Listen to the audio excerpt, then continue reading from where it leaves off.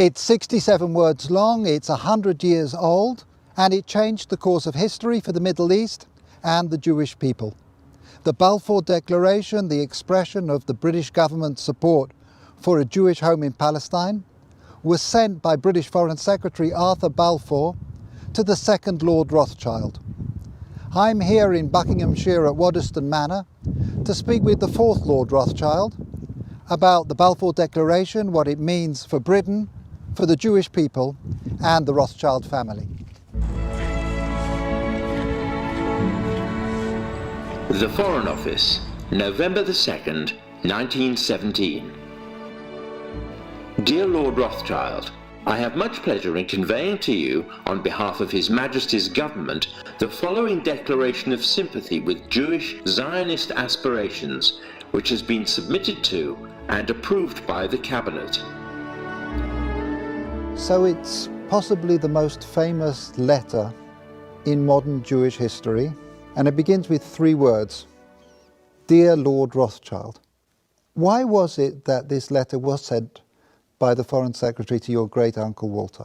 It's an interesting question because he was really interested in ornithology, although he became interested in Zionism. I think the reason was this, that it was primarily a movement from Eastern Europe, but they didn't clarify who was in charge of that movement.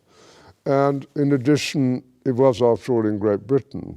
So they felt that the Rothschild family should be the one to whom it was addressed. And Walter was Lord Rothschild, and he was a Zionist. And those really are the background reasons. So Walter received the Balfour Declaration, and I have a copy here. And I wonder if I could possibly ask you to read it for us. Yes, indeed. Yeah. I'm going to put on my spectacles to make sure I read it accurately. His Majesty's Government view with favour the establishment of Palestine as a national home for the Jewish people, and will use their best endeavours to facilitate the achievement of this object, it being clearly understood that nothing shall be done which may prejudice the civil and religious rights of existing non-Jewish communities in Palestine, or the rights and political status enjoyed by Jews in any other country. I should be grateful if you would bring this declaration to the knowledge of the Zionist Federation. Yours, Arthur Balfour. And here it is, the Balfour Declaration. What do you feel when you see it here? I genuinely feel it's one of the most extraordinary moments in the history of the Jewish people. If you think it took 3,000 years to get to this. And of course, the Rothschild family then as now filled 2 roles, because it wasn't just a leader of diaspora Jewry, it also played a very significant role in the early years of the establishment of the pioneer communities in Israel.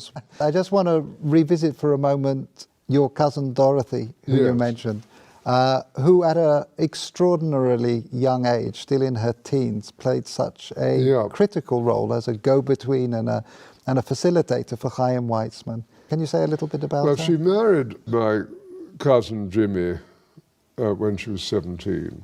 So this is your cousin Dorothy, Dolly. Yep, Mrs. James de Rothschild. And from her teenage years onwards, she was a major supporter of Israel, wasn't she? Major supporter. I mean, she worshipped her husband, who'd been deeply committed, son of Baron Edmore. It was due to him, I think, that she became interested. But once she became interested, she became passionately interested.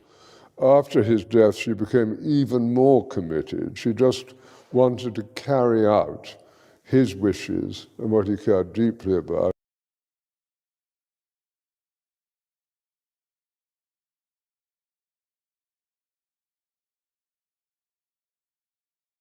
And you can read letters from her to Weizmann and from Weizmann to her when she was only 17. And what she did which was crucially important, was to connect up Weizmann with the British establishment. I think she also trained him in how to deal. She helped educate him how to and it's conduct extraordinary himself. at that age, but she did sort of tell Weizmann, how to kind of integrate, how to insert himself into British establishment life, which he learned very quickly.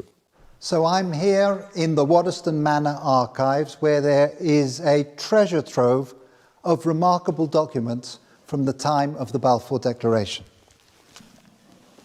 We have the correspondence here between the teenage Dorothy and her husband James, and it's really a love story.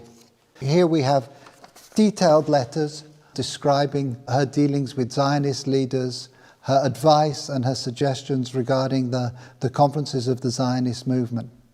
And here we have a letter that the young Dorothy, still not 20, sent to Dr. Chaim Weizmann, where she's talking about the meetings that she's arranged for him. And as we've heard, she was helpful in training and preparing him to enter into the highest echelons of British society to advance the cause of the Zionist movement. She was an important character.